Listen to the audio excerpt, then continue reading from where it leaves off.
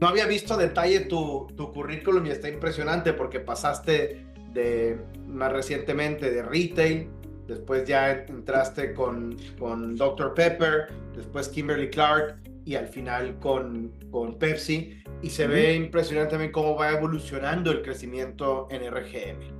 Y me imagino que teniendo ya la experiencia de esas tres compañías, puedes tener hoy en día un mejor entendimiento de cuál es el principal objetivo de una empresa de bienes de consumo masivo o CPG detrás de formar un área de RGM. Ya todo el mundo definitivamente sabe que es una necesidad. O sea, si tienes una empresa y manejas trade, pues tienes que saber cómo manejar ese trade, cómo optimizarlo, ¿no? Y ya de eso es como lo primero. Y ya después de ahí viene un poco las prioridades. O sea, hay unas empresas que dicen, mira, de repente antes de meterme con RGM me meto con TPM, ¿no? Porque quiero por lo menos, no tengo un TPM o lo tengo en Excel, ¿no? Lo que yo veo es que definitivamente es un área que todo el mundo reconoce la importancia, pero cada quien le da la prioridad diferente. Al final yo como lo ves, o sea, cómo conviertes RGM en un capability, lo mismo que tú tienes tu marketing, tienes tus finanzas, tienes el área de ventas, pero como te digo, esta como que viene atrás y vamos a estar claros, hay muchas personas, tú le dices RGM y no sabe qué es RGM. Empezando por ahí, ¿no? O sea, dice RGM, dice eso que es finanzas, estrategia, no sabe, o sea, y estoy hablando dentro de esas empresas, ¿me entiendes? Sí, Entonces, estoy en RGM, la gente lo primero que piensa, la gran mayoría de veces piensa que es finanzas, pero realmente no es finanzas. Trabaja mucho con finanzas, pero no es finanzas. sí. Está interesante porque si te vas por el nombre, Revenue Growth Management, pues es cómo puedo gestionar un crecimiento, ¿verdad? Y creo que también en ese crecimiento, pues viene un crecimiento en volumen, y estás buscando un crecimiento de market share. Entonces, luego la gente lo asocia con ventas. Pero mencionabas finanzas, pero no puedes tener un crecimiento que no sea rentable. Y yo creo que lo que comentas también, dependiendo del stage de la compañía, dependiendo del tamaño de la compañía y dependiendo del lugar y de las categorías que tiene, pues Correcto. será el área de RGM una mayor o menor relevancia. Ahora, ¿cómo en tu experiencia miden el éxito de un área de RGM? ¿Cómo puedes medir, cómo puede darse top management una idea si RGM realmente está funcionando o no está funcionando, si tienen que hacer cambios, si tienen que hacer reestructura, cómo miden el éxito de las actividades? A ver, si te vas a lo más básico, ¿verdad? O al nivel más bajo, y es donde muchas empresas empiezan, es el ROI, ¿verdad? A ver, no es secreto que muchas de estas compañías, la mitad de las promociones que corren pierden dinero. ¿Ok? Entonces muchas veces se empieza por ahí a ver cómo empezamos a optimizar esas promociones para ir mejorando el ROI. Entonces, bueno, por ahí puedes ahí empezar a medir, ¿no? O sea, si yo tenía, no sé, 100 promociones al año y 50 perdía dinero, ¿cómo puedes ir volteando esas 50 ir utilizando para tener un ROI? Creo que sabes que al final hay unas que vas a perder porque sí, o sea, ya pueden ser estratégicas, o sea, no todas van a ser positivas. Y de hecho, estuve hablando con una colega que estuvo conmigo en otro Pepe y ahorita está en otra compañía y me decía, no, pues aquí todavía estamos con promociones negativas y le dan. Eso por un lado. Yo te digo, uno yo pienso que el mejor ejemplo que yo vi, y es como te digo, la evolución y cómo lo ataque, es el plan completo del año por una cuenta. Cuando estoy hablando de una cuenta, te estoy hablando de un Walmart o de un Walgreens, ¿verdad? Cuando tú tienes el plan completo del año, semana a semana, porque acuérdate que aquí en Estados Unidos prácticamente las promociones son semanales, diferente que Europa, diferente a México, que puede ser un mes aquí, por lo menos las cuentas importantes, todas las semanas es el calendario de promoción. Entonces, ¿cómo agarras tú el año completo? Y entonces le incorporas esas promociones todos los años, le incorporas la parte de precio, le incorporas la parte de mix, ¿verdad? Mix assortment, y creas ese plan anual completo, y entonces ahí un poquito lo que tú mencionabas, o sea, algunos indicadores pueden ser, por supuesto, volumen, ventas, profit, market share, por supuesto, es una que siempre se está mirando, pero mirándolo con el plan anual. Y si tienes herramientas, hablando un poquito de tecnología, si tienes herramientas que te permitan hacer un roll-up de esa cuenta a ese canal, a la compañía, y por lo menos las cuentas top, ¿no? Y ahí metíamos la energía porque a la final es lo que ya las otras cuentas regionales, pues bueno, o sea, ahí ya muchas de esas cosas ya tú sabes que, pues, o sea, no es que no es importante, pero igualito, pues tienes que ser estratégico. Puedes replicar de las nacionales y bajar, Sí, ¿no? exacto. Lo que acabas de mencionar es keep it simple, y es cómo logro vender más con menos. O sea, cómo logro vender más de una manera más rentable, obviamente bajo las complejidades.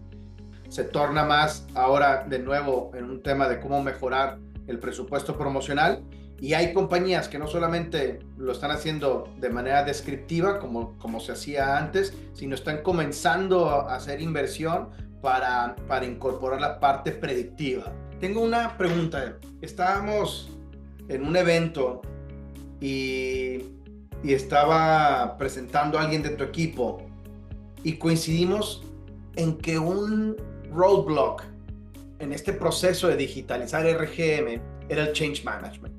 Ah, por supuesto. Y el creer o que las otras áreas como ventas, finanzas o marketing crean que lo que tú traes es una caja negra, en la que quizá por los paradigmas o por la manera en la que han pensado que tienen que entender elasticidades, tienen que entender esto, etcétera, se torna muy difícil el poder mover las iniciativas a través de ellos. Platícame sobre ese reto de change management y el evitar que nos categoricen como un black box.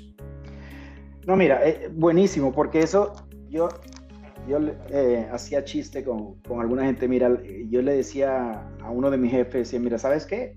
A la mitad de lo que nosotros estamos haciendo aquí es change management. O sea, la mitad del trabajo era eso. O sea, no olvídate de crear, era puro change management, la mitad.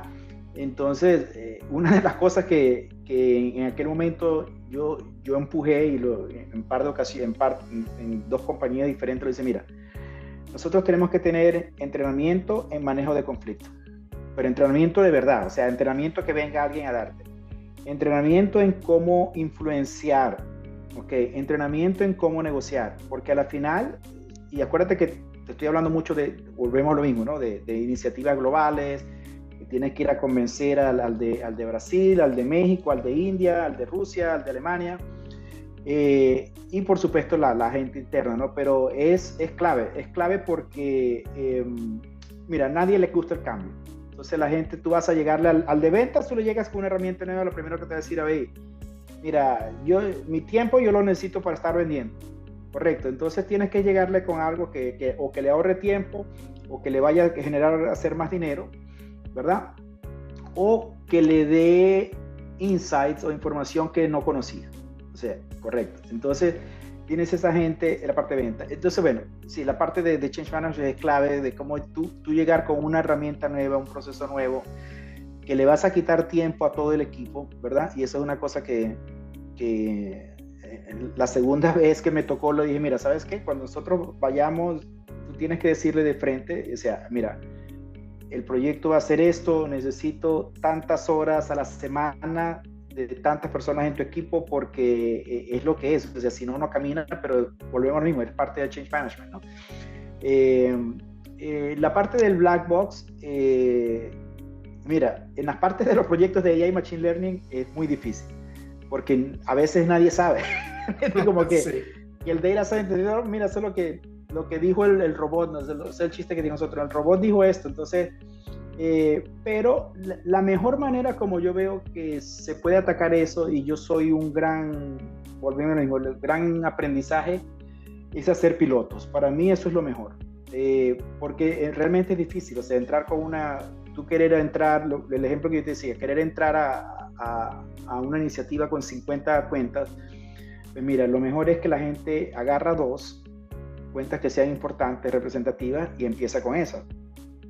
Y entonces, si funciona, ya para esa, bueno, ya tú tienes una prueba. Y dice, mira, hicimos con esta cuenta, aquí están los resultados, y eso te ayuda de inmediatamente, porque ya la gente tiene una referencia, y, sabe, y ya también empieza un poco como que inclusive la competencia, ¿sí me entiende? Mira, pero si ellos lo tienen, yo también lo quiero. Yo lo quiero. ¿Ok? Pero el piloto es básico, porque muchas veces, mira, uno está vendiendo algo, pero no sabe, o sea, no, sí, no sabe, o sea, no sabe cómo va a funcionar, tienes una idea y mira, tú lo has visto mucho porque es tu trabajo, o sea, muchas veces uno va a las presentaciones de venta y es una de las cosas que yo siempre pregunto, a ver, pero ajá, y dame ejemplos, o sea, quién ha usado y dame el teléfono y queremos hacer llamada de referencia porque son grandes decisiones, ¿no?